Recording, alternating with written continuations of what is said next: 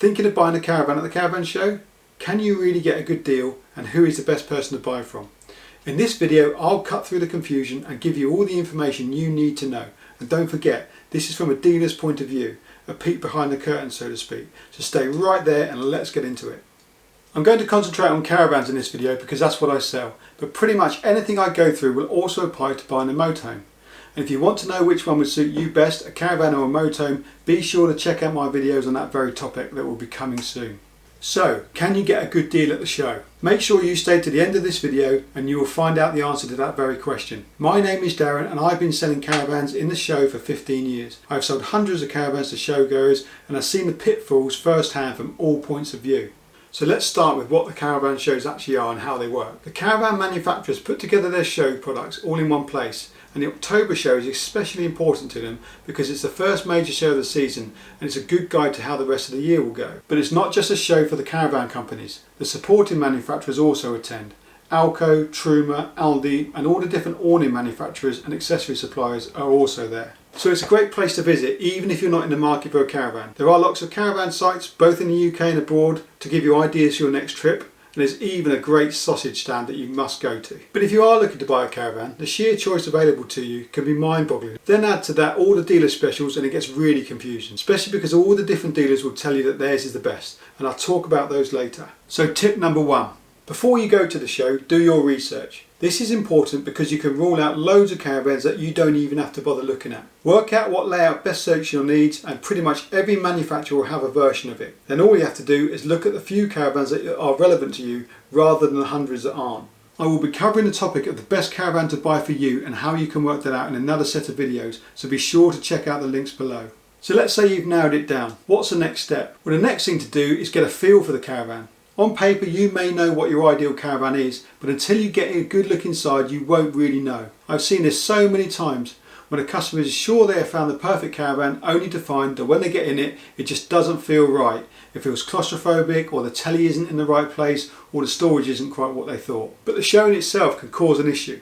The main problem is finding a particular caravan you want to look at. I work on the Swift stand and it is huge. It takes me about 3 days to work out where everything is. So a visitor wandering around looking for a particular layout, it may well be difficult to find the van without some help. So this is a good place to give an insight into how the show actually works. As well as the caravan manufacturers, the main dealers are all at the show. And to give you an idea of how many, there are probably 60 salespeople on the Swift stand alone. The salespeople, and I'm one of them, are there to sell caravans for their dealers. They're not there to work for the manufacturers. I'll go into where to buy and who to buy from in a little bit, but for now, this is tip 2. If you're not ready to talk to a dealer about buying just yet and you're just looking to refine your search, go to the main desk on the stand and ask one of the manufacturer staff where a particular caravan is. They have a map to the stand and they won't try and sell you anything. If you ask someone on the stand, the chances are that they're a salesperson and they'll start qualifying you. That's fine if that's what you want, but if you just want to start looking at something without being hassled, then ask at the desk. So now you've found the caravan you're interested in, all you have to do is have a good look at it. This could be a bit of a problem in itself because depending on what time you go and what day it is, you may find it difficult to actually get in the caravan you're looking for because everyone else wants to do the same thing. There may not be anything you can do about this, but if you can go to the show for a couple of days, I'd advise getting there a bit later,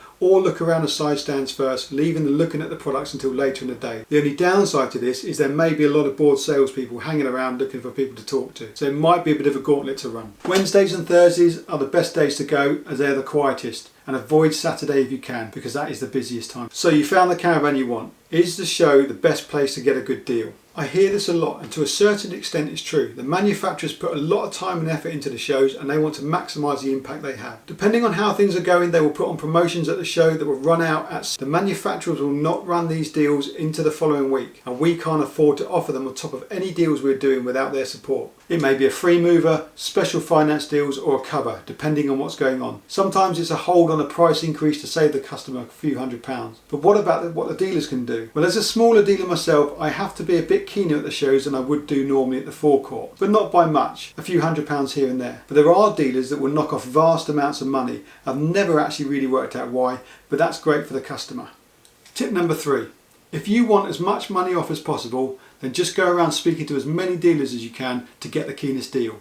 Now you won't make any friends doing this, but if it's all about the deal, then so what? Also, if you don't want to make a decision at the show and you're not worried about losing whatever deal the manufacturer is doing, then don't believe anyone that says they won't do that particular deal after the show is finished. I personally wouldn't say such a thing, but it is a tactic to get you to sign up there and then before you leave the stand and not turn into a B-back or potentially lose you to another deal at the show. And I'll tell you what a B-back is at the end of the video. But is it all just about money? When I qualify a customer, I find out if they just want the most money off they can, because I know I don't want to compete in that level. So I point them in the direction of the deal doers. Just a quick thing to say about the deal. If it seems like it's too good to be true, then it probably is. There needs to be enough in the deal for the dealer to be able to look after you as a customer. Unless there's another reason for it, such as they've got too much stock or they've over-ordered. But normally this isn't the case in the October show, because we still have the rest of the year to go to sell all our stock. But there are a few other factors to take into consideration that go a bit deeper than just pounds and pence. Not that pence comes into it very often anymore. And I'll give you these next. So what am I talking about?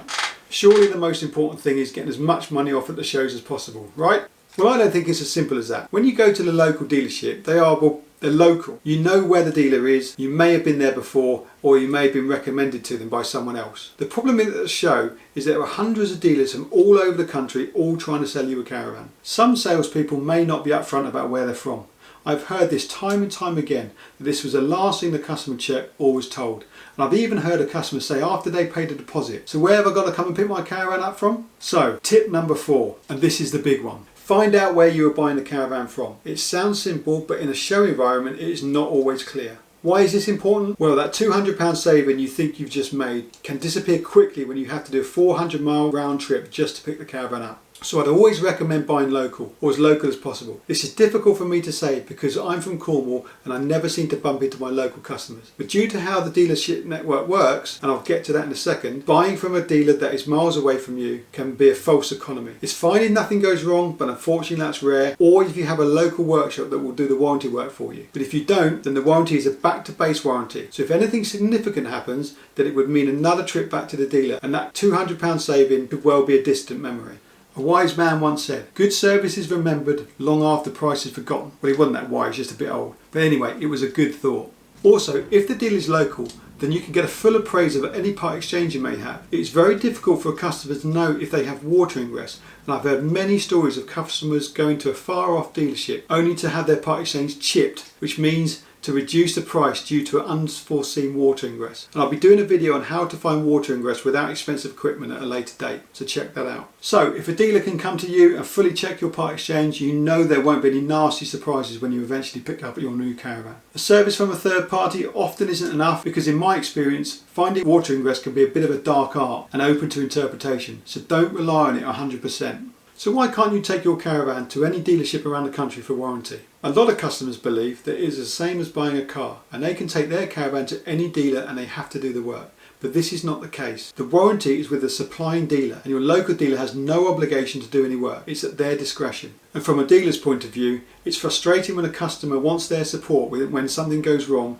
and they didn't support them by buying locally. The reason dealers don't want to do other dealers' warranty is because normally the workshops are extremely busy looking after the customers that did buy from them. Also, a lot of the stuff the customers want doing is either too small or not cost effective to claim for and is not covered at all. So it ends up costing the non-supplying dealer time and money to do. Which is fine if they sold the customer the caravan because there would be some profit in the caravan to allow for these things. I know this sounds a bit whingy, but when the workshop is flat out with customers that are bought from the dealer, they don't want to waste precious time and money with someone who in all likelihood may do the same thing and not buy the caravan from them next time. But I think this is a bit of a short-sighted view. If I say no to doing a customer's warranty, then there'll be no chance that they'll come back and buy a van from us at all. And in all likelihood, they'll also tell their friends not to as well. So I will look at each case individually, and sometimes after explaining the situation, the customer may even be happy to pay a small surcharge for all the little bits that we can't claim for, as it will be a lot cheaper than taking the van back to the original dealer. So this may sound a bit sneaky, and I wasn't sure if I should include this bit or not, but this is a video to help you, so I thought I should. Now you know the facts, it may be a good litmus test to see if you have a trustworthy salesperson sat in front of you. Ask the question,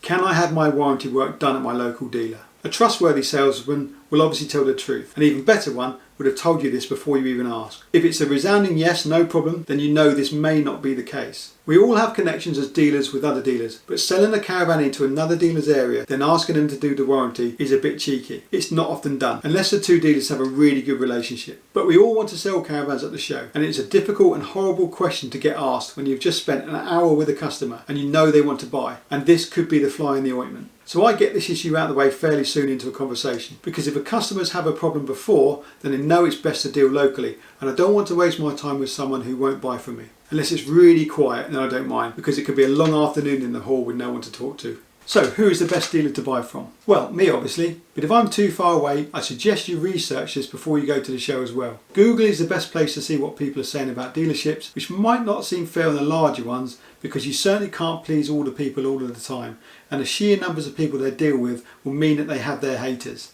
But you will get a general balance for how they perform. Smaller dealers like myself may not be able to give the best deals, but we have the advantage of being able to give the personal touch. If I sell you a caravan, I'll be the one handing it over, and I'll be the one that you call with a problem, so I have to be consistent. Whereas if you buy from a salesperson who hands you onto a handover team, who hands you over to a warranty team, the initial connection is lost. But that's not to say that there aren't some large dealerships out there who get the balance just right. So that's probably the biggest tip I can give you about buying at the show. But there is something else, the products.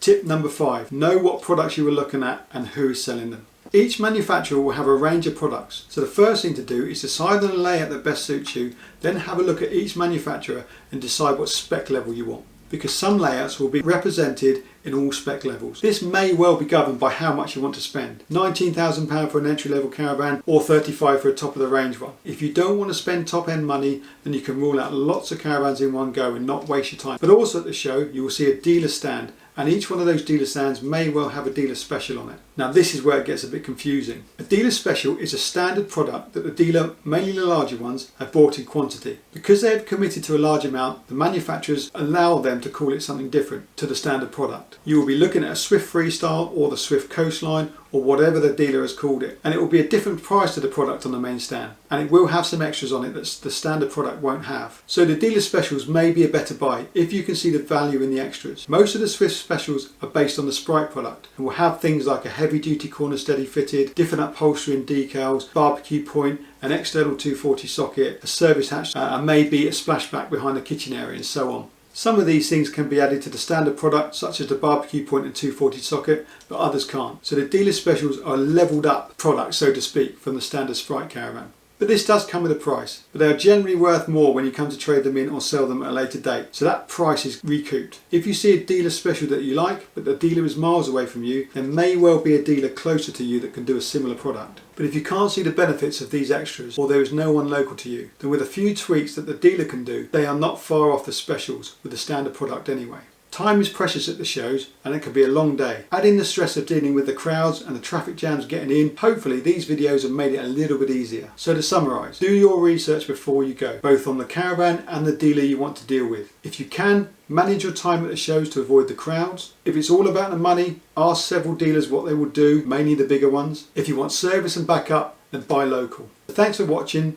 And I'll be at the caravan show on the Swift stand, but if you want to ask anything, please pop a question in the comments below and I'll do my best to answer it. If you have found this video interesting or at least informative, please hit the subscribe button and click the bell so you know when a new video arrives. And it would be good if you could post a link to Facebook with your friends. That'd be great. Oh, nearly forgot. What is a B-back? When we're all talking later on in the day about how our day has been, you'll hear us say, I've got 2 B-backs, or I haven't even got any B-backs. This is what a customer says to us instead of, right, thanks for that, but I'm off and I'm never going to see you ever again. That's a little bit blunt, so customers don't like saying it. So what they do say is, okay, thanks for that, we'll have a little think and we'll be back later. At this point they turn into a B-back, 98% of which we will never see again. But until around 5:30 we'll be craning our necks in the faint hope that one of our B-backs actually comes back. It's a lovely feeling to see a B-back walk onto the stand, but then it's a 50-50 chance that they've just come to say thanks for your help and they're going to go home and measure the drive. If you want a badge saying thanks, I'm someone's B-back to avoid salespeople hassling you, pop a comment in the section below, and if I have enough people wanting them, I'll get them made up and you can come and see me to get one at the show. Thanks again for watching, and I'll see you next time.